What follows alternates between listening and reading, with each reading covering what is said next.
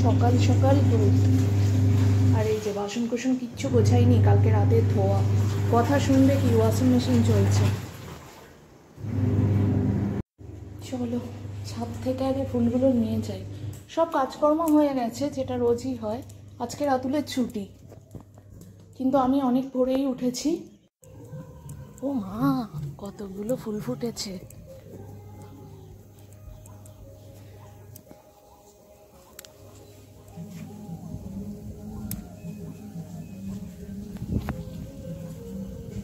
ও মামা, ভালো আছো?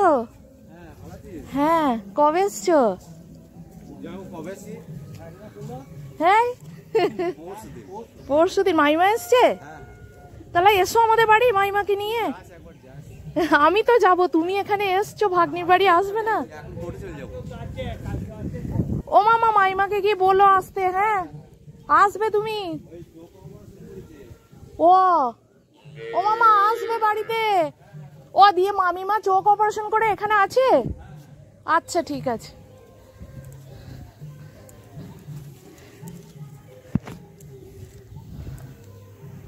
দেখো, গ্রামের পরিচিত মানুষের সাথে দেখা হয়ে গেল, বিশেষ পরিচিত, মায়ের দিন করা ভাই।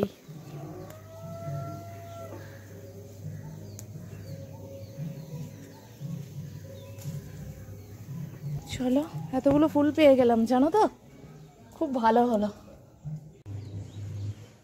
আজকে বেশ কিছুটা ফুল পেয়েছি। চলো পুজোটা মিটিয়ে নিই। আর ওদের দুজনের দেখবে অবস্থা।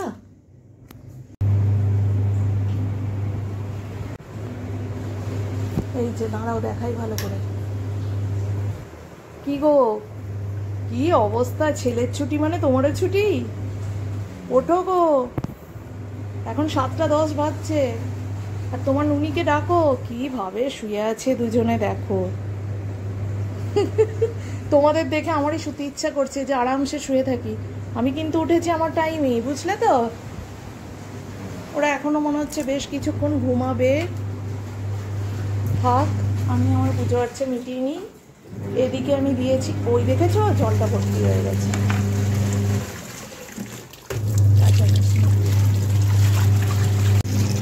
গরম জল খাবে? রাতুল খাবে?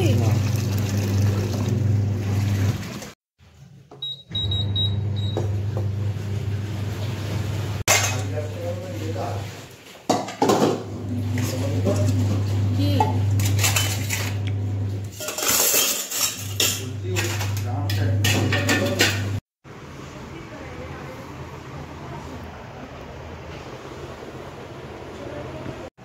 সুপ্রভাত, মনের ঘরে টুম্পার সাথে একটি ব্লগে আপনাদের স্বাগত জানাই। কেমন আছেন আপনারা? আশা করি খুব ভালো আছেন। আমরাও বেশ ভালো আছি।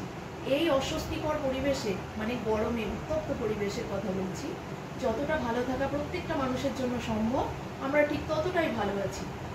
তো এত তাপমাত্রা বাড়ছে, যারা বাইরে যাচ্ছ বা যেতে বাধ্য হতে হচ্ছে কাজ ছাড়া, মানে নিজের নিজের প্রয়োজন ছাড়া, কেউ সেভাবে বাইরে বেরোচ্ছে বলে আমার অন্তত মনে হয় না।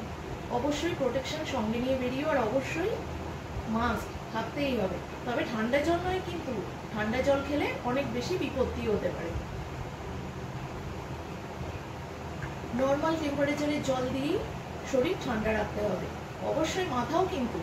আর হ্যাঁ বন্ধুরা, আজকে হলো শনিবার। তো শনিবারের সকালটা আমাদের এভাবে শুরু হচ্ছে। আমার মর্নিং যেটা বললাম অনেক আগেই শুরু হয়ে গেছে, ওরা উঠেছে, এবার সবাই মিলে চায়ের পর্ব চলবে। যেহেতু রাতুল আজকে চা খাবে আমাদের সাথে, রাতুলের স্কুল ছুটি রয়েছে বললাম, তাই আজকে বিস্কিট রয়েছে।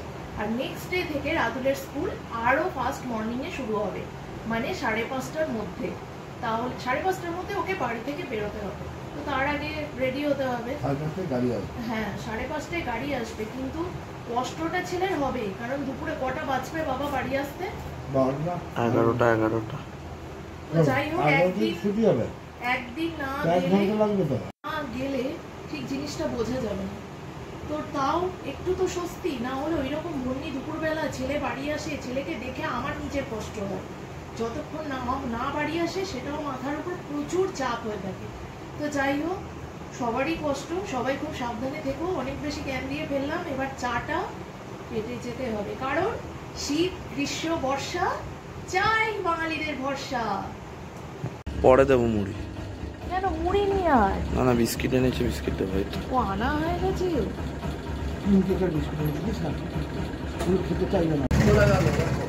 না না বাবা বেরিয়ে যাচ্ছে, বাবা বেরোনোর পর আবার আসবে, তোকে বাইরে যেতে হবে না।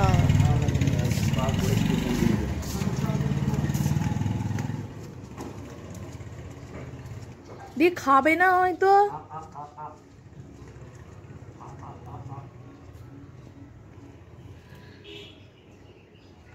কত দূরে গেছে রে?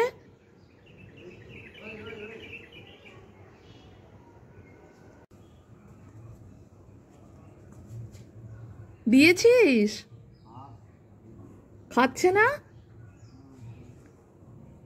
তুই চলে আয় না বাবা, ওর মতো খেয়ে নেবে।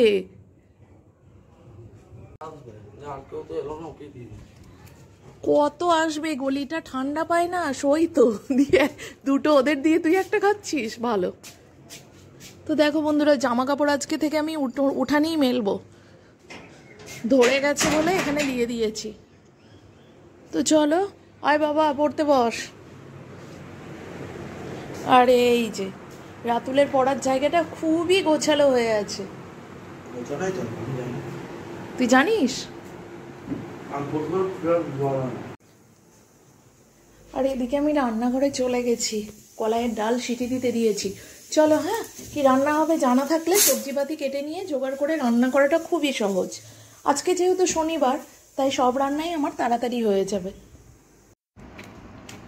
তো বন্ধুরা দেখো, সেই মিশ্রণটা আমার শেষ হয়ে গেছিল, তাই আজকে আমি আবারও বানিয়ে নিচ্ছি।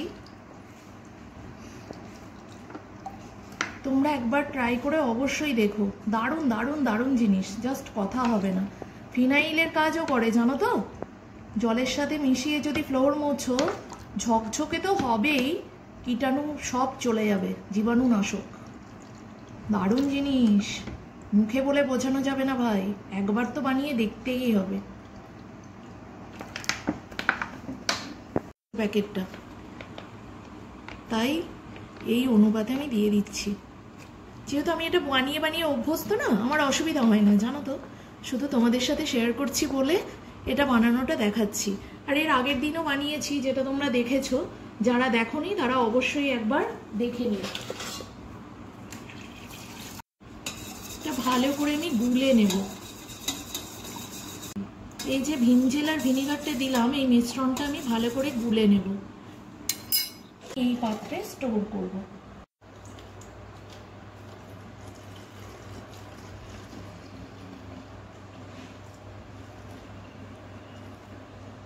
একদিনে অনেকটা বানিয়ে রাখছি যাতে আমার অনেক দিন অবধি যায়, তাই 2 বোতল হলো। আর যে বোতলটা আমি ব্যবহার করব সেটা বাইরে রাখবো, আর যেটা এখন থাকবে সেটা আমি ফ্রিজে রাখবো, কারণ বলা যায় না তো, নষ্ট হয়ে যেতে পারে, কারণ কদিন যাবে আমি বলতে পারছি না, তাই এই বোতলটা আমি ফ্রিজে রাখবো। যদি কেউ কোল্ড ড্রিঙ্ক ভেবে খেয়ে নেয়, খেয়ে নিলে আখের রস ভাববে তো। হ্যাঁ, খেয়ে নিলে তুই নিবি, আর তুই তো দেখে থাকছিস, খেয়ে নিলে পেটের সব জীবাণু চলে যাবে, জীবাণু নষ্ট হবে, সারাদিন সাবানের ফেনাবের ভুগতে। আর ভিনিগারের স্মেল, নিম পাতার ভিনিগারের স্মেল, পেটে চিলি চিকেন হবে। কে এলো আবার?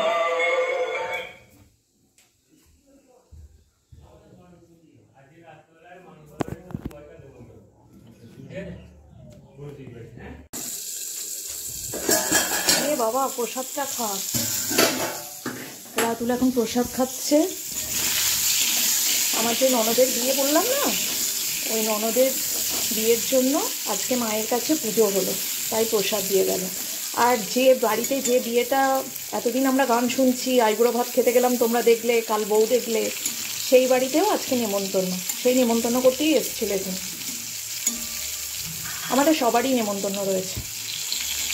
আর আমি এখন পটল ভাজছি, কতটা তেল দিলাম দেখো, পটলেও আজকাল তেল শুষে নিচ্ছে।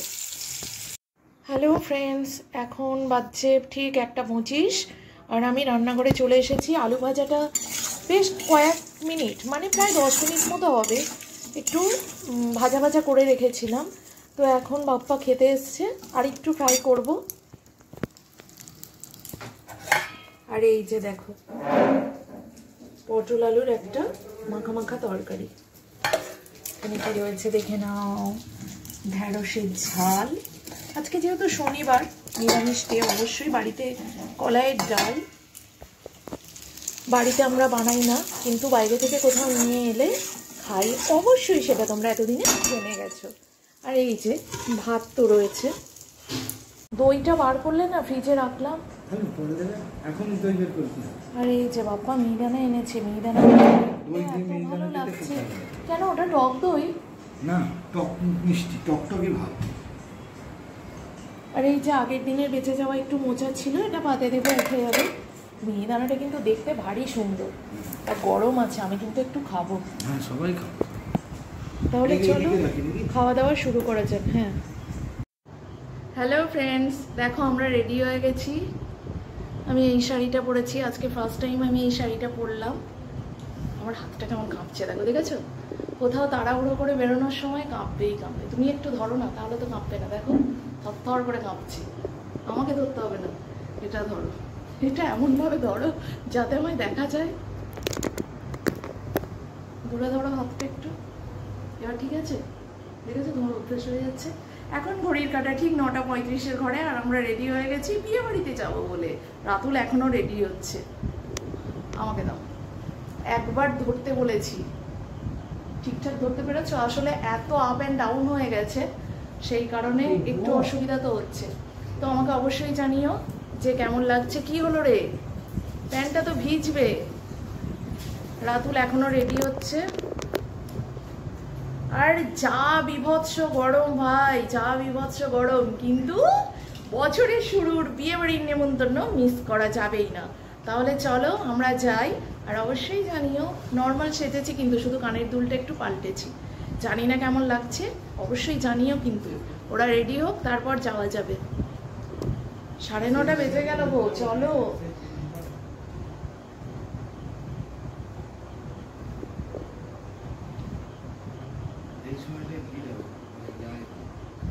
এই সময়টা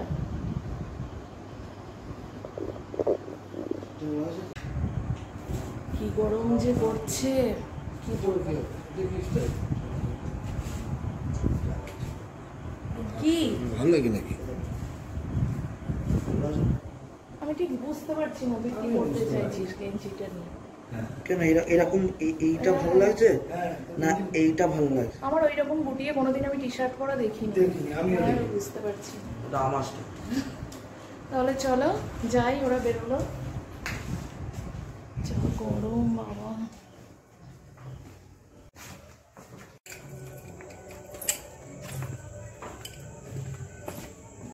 এই যে আমরা চলে এসছি না, এটা হাই আমার জায়ের মেয়ে, জায়ের মেয়ে শুধু না, আমাদের মেয়ে। আমরা বিয়ে বাড়িতে প্রায় চলে এসেছি। আর লাইটিংটা দেখো, বেশ সুন্দর করেছে জানো তো। বিয়ে বাড়িতে এই ধরনের লাইট করলে বেশ ভালো লাগে। আর এই টুনি লাইট দিয়ে পুরো রাস্তাটা, এই সামনের দিকে রাস্তাটা সাজিয়েছে, বেশ সুন্দর দেখাচ্ছিল। তো চলো আমরা প্রায় চলে এসেছি। এখনো বাড়িতে যাইনি, বাড়ির বাইরে এই যে বিয়ে বাড়ির গেট, এটাই বাড়ি। তো আমরা এটাই ভাবছিলাম যে বউ দেখতে আগে যাবো কিনা, তাই আমার যাকে জিজ্ঞাসা করছিলাম যে চলো তাহলে বউ দেখে আসি। তো রাতুলের বাবাকে বলার সাথে সাথে কর্তামশাই তো বলে উঠলে, না না আগে খাবো চলো, তারপরে যাওয়ার আগে বউ দেখে তারপর ফিরবো। কি আর করা যাবে, তার কথা তো মানতেই হবে। আর আমাদের নিহারিকা বুড়ির অবস্থা দেখো, পুরো ঘেমে চান করে গেছে আর কি। তো আমরা সবাই এগোচ্ছি, এখন দেখা যাক। অনেক লোকজন তো রয়েছে, এখনও খেতে দেরি আছে বলে আমরা চলে এলাম ফুচকার স্টলের এখানে। তো ফুচকা 2-1টা করে খেয়েছি, বেশি খাইনি, কিন্তু ফুচকাটা বেশ ভালো বানিয়েছিল জানো তো। তারপরে দেখলাম খাওয়া দাওয়ায় যেহেতু একটু বসে থাকতে হবে, যেহেতু প্যান্ডেল এখন ভর্তি, তাই ভাবছি কি একটু বউটা দেখে আসি, তারপরে খেয়ে দিয়ে সোজা বাড়ি। কারণ খাওয়ার পর না আর কোথায় দাঁড়াতে ইচ্ছেই করে না, তাই না বলো তো। তাই আমি ওকে বললাম, কি গো যাবে, চলো না তাহলে, খেতে তো দেরি রয়েছে। উনি বললেন না না যাবো না। তো দরকার নেই, উনি এইরকমই করেন, কোথাও গেলে যে একটু বউ দেখবো বর দেখবো ও সব না, চলো আগে খাই তারপর বাড়ি। তাহলে কি বলবো বলো তো। আর আমার তো একটু মন চায় যে যাই একটু বিয়েবাড়ির দিকে যাই। তো আমি চলে এলাম, আমার ছেলেও এলো সঙ্গে অবশ্যই। তো এখন এসে দেখি ওদের ফটো সেশন চলছে। আর এই বিয়েবাড়িতে এটা এখন কমন ব্যাপার হয়ে গেছে, বউ দেখবো কি এমন ছাতা নিয়ে দাঁড়িয়ে থাকে এই ক্যামেরাম্যানরা যে পাশ দিয়ে দিয়ে খুব সাবধানে সাবধানে যেতে হয়। আর এই যে দেখো এখন পোজ দিয়ে দিয়ে দাঁড়াচ্ছে, কেউ শুয়ে পড়েছে, কেউ হাসাহাসি করছে, এইসব বলাবলি চলছে। কেউ একজন পিছন থেকে বলে উঠলো পাসপোর্ট সাইজের ছবি হচ্ছে না, তাই দাঁতটা একটু বার করো। অমনি দেখো কোলগেট হাসি দিয়ে দিয়েছে, কিন্তু বেশ ভাল লাগছে, তাই না বন্ধুরা বলো? আর এইরকম পোজ দিয়ে ছবিগুলো কিন্তু পরে যখন নিজেরা দেখি বেশ সুন্দর লাগে। এই নতুন বউকে বলছি এদিকে একবার তাকাও ভালো করে, আমি একটু চাই কাছে। আজকে নতুন বউ, ছেলে কোথায়? শাশুড়ি, শাশুড়ি মানে এনার্জি লেভেলই আলাদা। না না শুধু ফুচকা খেয়েছি। ছেলে কোথায়, বর কোথায়? এবার বউকে জিজ্ঞাসা করতে হবে, আর মাকে নয়।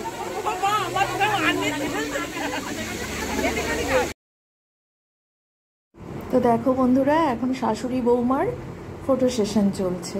তো চলো এদিক ওদিক দেখলাম, সবাইকে অবশ্যই আমার ক্যামেরায় আনার চেষ্টা করেছি এবং সবাই খুব খুশি খুশি মনে এসেছে, যেটা দেখে ভীষণ ভাল লাগছে। আর এদিকে শাশুড়ি সিংহাসনে বসে পোজ দিতে ব্যস্ত, আর বৌমাকে কিন্তু উঠিয়ে দিয়েছে। দেখো বৌমা পাশে সাইড হয়ে গেছে আর শাশুড়ি মা সিংহাসনে বসে আছে।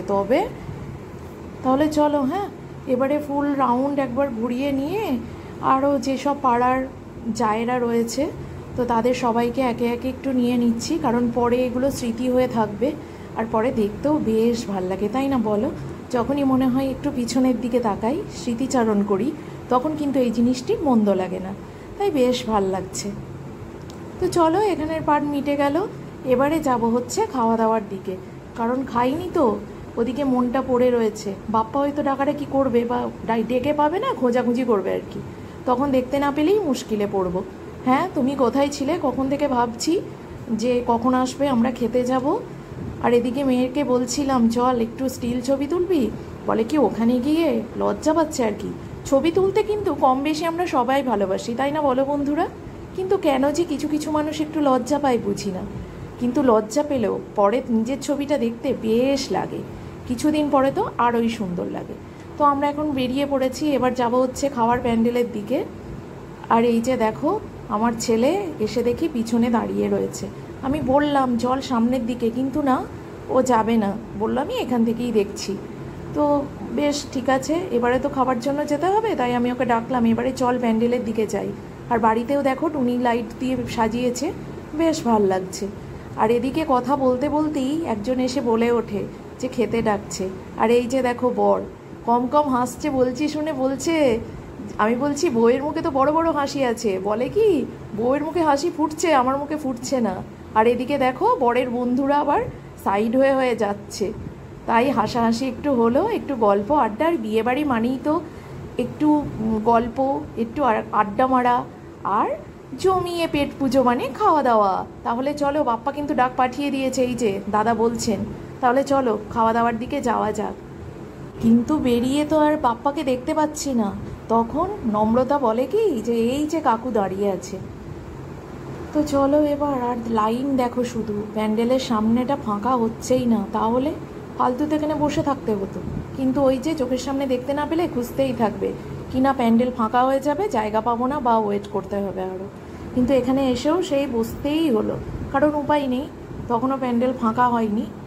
তাই আমরা ভাবছিলাম যে কি করা যায়, কতক্ষণ আর দাঁড়িয়ে থাকবো, তাই ভাবলাম কি চলো এখানে বসার জায়গায় একটু চেয়ার নিয়ে বসাই যাক। আর একদম ফ্যানের তলায় বসেছি, হাওয়াও পাচ্ছিলাম, কোনো অসুবিধা ছিল না। আর বুঝতেই পারছো বিয়েবাড়িতে যাওয়া মানে অনেক মানুষের সাথে দেখা হয়, যাদের সাথে অনেক দিন পর্যন্ত দেখা হয় না, সেই রকমই একজন মানুষের সাথে দেখা হয়ে গেল এবং কথোপকথন চলছিল।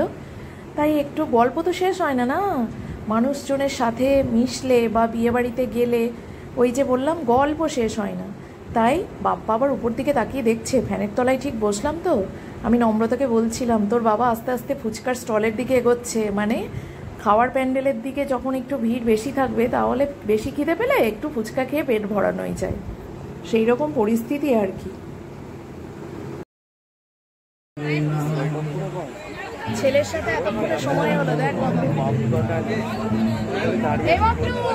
জায়গা দেয়নি, তাহলে দাঁড়িয়ে আছো।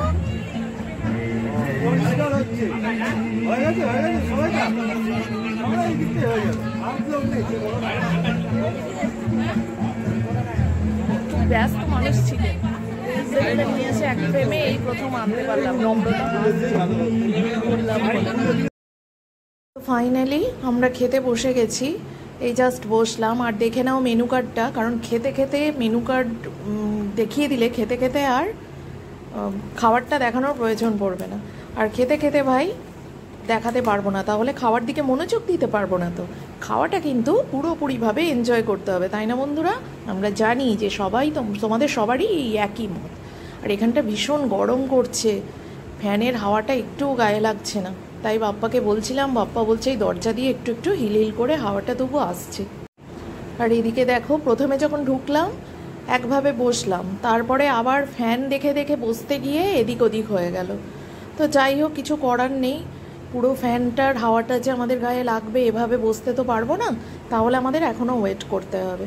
আর এই যে আমাদের জল দিয়ে দিয়েছে, দেখে নাও, এই জলটুকু পর্যন্ত দেখাবো ভাই, আর কিছু দেখাতে পারবো না। তাহলে চলো, কথা বলেছি বাট সেই কথাগুলো আমি অ্যাড করতে পারছি না, কারণ বিয়ে বাড়ি বুঝতেই পারছো, চারিদিকে মিউজিক চলছে।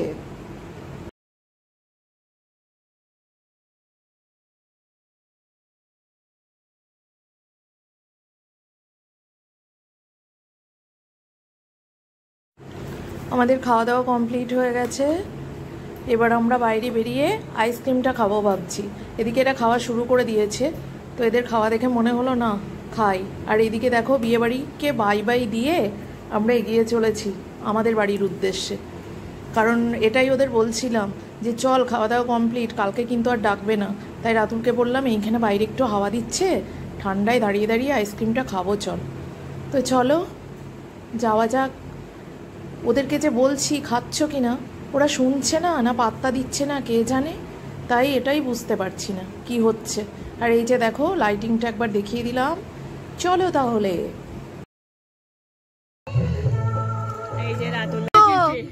ও বাবা, কেমন খাচ্ছ কই দেখি গো। না রাতে তুলবে না, রাতে তো আরে নড়িও না।